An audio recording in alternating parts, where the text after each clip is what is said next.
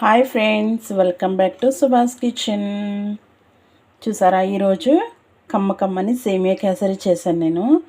చాలా అంటే చాలా బాగా వచ్చింది. చాలా ఈజీగా చేసేసుకోవచ్చు. కొలతలతో సహా చెప్పాను నేను. చాలా ఈజీగా కూడా చేసేసుకోవచ్చు మనం. చాలా టేస్ట్గా వస్తుంది. కొత్త వాళ్ళైనా ఎవరైనా ఈజీగా చేసేయచ్చు. చూసారు కదా ఎంత బాగా వచ్చిందో. టేస్ట్ అయితే అద్దరిపోయింది. మీరు కూడా ఒకసారి ప్రాసెస్ చూసి స్టార్ట్ చేసేయండి, ఓకేనా.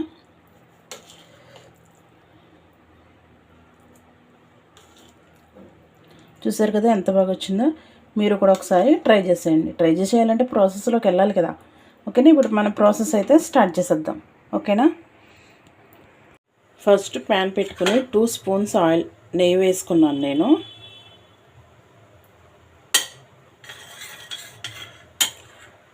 ఇప్పుడు ఇందులో మనకి జీడిపప్పు అలాగే కిస్మిస్ వేసుకుందాము. ఇవి ఫస్ట్ వేసుకుందాము.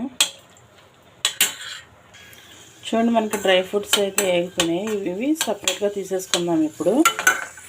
చూడండి, ఇప్పుడు అదే నెయ్యిలో మనం 1 కప్పు సేమియా వేసుకుందాము. సేమియా వేసుకొని సన్నని మంట అంటే సిమ్లో పెట్టుకుని గోల్డెన్ కలర్ వచ్చేంత వరకు వేపుకోవాలి. సిమ్లో పెట్టుకుని బాగా కలర్ వచ్చేంత వరకు వేపుకోవాలి. కలర్ వస్తేనే చూడడానికి బాగుంటుంది. చూడండి, ఇలా కలర్ చేంజ్ అయ్యేంత వరకు మనం నెమ్మదిగా సిమ్లో పెట్టుకుని వేపుకోవాలి. చూడండి, మనకి రంగు మారిపోయింది కదా. ఇప్పుడు తీసేద్దాము. వేరే ప్లేట్లోకి తీసుకుందాం. ఇది ఇప్పుడు సేమియా సపరేట్గా తీసుకున్నాను. అదే ప్యాన్లో మనం ఏ కప్పుతో అయితే సేమియా తీసుకున్నామో అదే కప్పుతో కప్పు వాటర్ వేసుకుందాము. 1 కప్పు అలాగే 1/2 కప్పు వాటర్ వేసుకుంటే మనకి కరెక్ట్గా సరిపోద్ది, ఓకేనా. ఈ వాటర్లో మీ దగ్గర కుంకుమ పువ్వు ఉంటే వేసుకోండి, లేదంటే ఆరెంజ్ కలర్ ఫుడ్ కలర్ అయినా పర్లేదు, ఓకేనా. ఇప్పుడు ఈ వాటర్ బాగా మరిగించుకుందాము. నేను ఏ కలర్ వేయట్లేదు, నార్మల్గానే చేస్తున్నాను, ఓకేనా. చూడండి, వాటర్ ఇలా మరుగుతున్నప్పుడు ఇందులో 1, 2 కానీ 3 కానీ యాలకులు దంచుకుని వేసుకోండి. అలాగే మీ దగ్గర కుంకుమ పువ్వు ఉంటే వేసుకోవచ్చు, అలాగే ఆరెంజ్ కలర్ వేసుకోవచ్చు, ఓకేనా. ఇక్కడ నేను తీసుకున్న వాటర్ వచ్చేసి 1 గ్లాస్కి 1.3 గ్లాస్ వాటర్ వేసుకున్నాను. 1.5 కాదు, 1.3.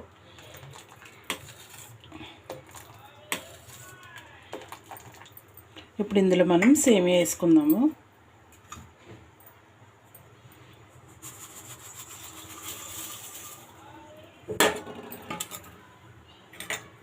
సేమియా వేసుకుని బాగా ఉడికించుకోవాలి. ఈ సేమియా కేసరికి ఫ్లేవర్ అంతా మనం ఉడికించుకోవడంలోనే ఉంటుంది. బాగా మెత్తగా ఉడికించుకుంటే మరీ చీరిపోయినట్టు అయిపోద్ది. దీన్ని ఇప్పుడు బాగా ఉడికించుకుందాము. మనకి సేమియా కూడా బాగా ఉడికిపోయింది. ఇలా అంటే మనకు 2 ముక్కలు అవ్వాలి. చూసారు కదా, బాగా ఉడికింది కదా. ఇప్పుడు ఇందులో ముందుగా పెట్టుకున్న డ్రై ఫ్రూట్స్ వేసుకుందాము.